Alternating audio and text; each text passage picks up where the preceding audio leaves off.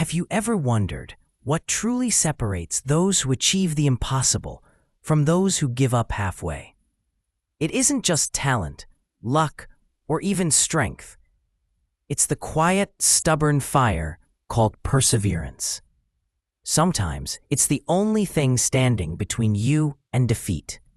Today, I'll tell you 3 stories, each a testament to how perseverance can turn the tide, shape destinies, and bring life to even the driest riverbeds. The Old Man and the Salmon. The wind was merciless, slicing across the small boat bobbing on icy waves. For 3 endless days, the old man drifted at sea, nets empty, hooks bare. He had caught nothing, not even a nibble. The villagers whispered behind his back, "He's finished, his luck has run out." But the old man ignored their doubts. He knew the sea, he knew the fish, and he believed in the strength left in his hands and the sharpness of his eyes. Every morning before dawn, he would force himself up from his hard bed, brew black coffee, and shove the boat into the cold embrace of the waves. On the 4th day, nothing changed, until, suddenly, the line jerked with force. It was a salmon, and not just any salmon, a monster, bigger than any he'd ever seen. The fish pulled the boat in a wild chase across the water. The old man clung to the line, his whole body straining, his hands bleeding, his shoulders burning. Still, he did not let go. He knew if he released that line, everything would be lost. The sun set, the fish still pulled, the old man still held on. Night fell with a biting cold. He did not sleep. His eyes never left the spot where the line disappeared into the black water, where the silent war raged. At dawn on the 5th day, the salmon finally tired. It surfaced, scales shimmering like treasure in the new light. With all his strength, the old man hauled it into the boat. There it lay, massive, magnificent. When he returned to shore, the whole village gathered. No one called him finished anymore. They looked on with awe. The old man said nothing, just glanced at the fish, then at his battered, bloodied hands. He knew this wasn't luck, it was grit. He hadn't let go. Later, when no one was watching, he examined the hook. Rusted, nearly broken. Another hour and it would have snapped. He realized he hadn't won because he was stronger, but because both he and the salmon were patient enough to test the limits of endurance. Victory had come by the thinnest thread. The stone wall. The young builder stood before the towering wall, its shadow stretching long in the morning sun. The first stone was heavy, awkward. He set it down, adjusted, sweat pouring. The second stone, harder still, refused to fit.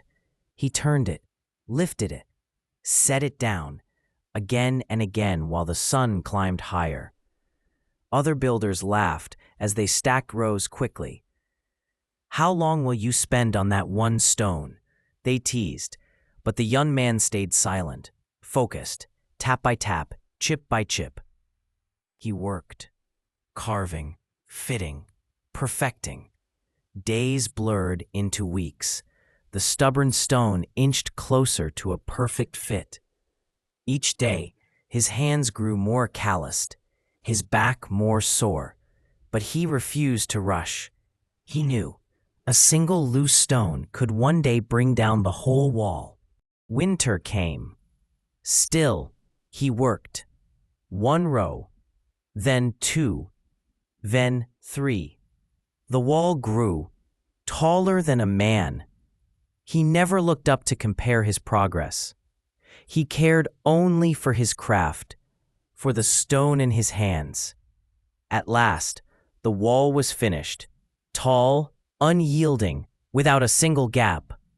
The other builders stood silent, no longer laughing, understanding now. This wall was not built in a day, but in sweat, patience, and unbreakable focus. They didn't know his secret. He had used no mortar, The wall stood because every stone fit with perfect precision. At its base, a faded sketch showed only one stone, the first one. He had spent weeks perfecting it.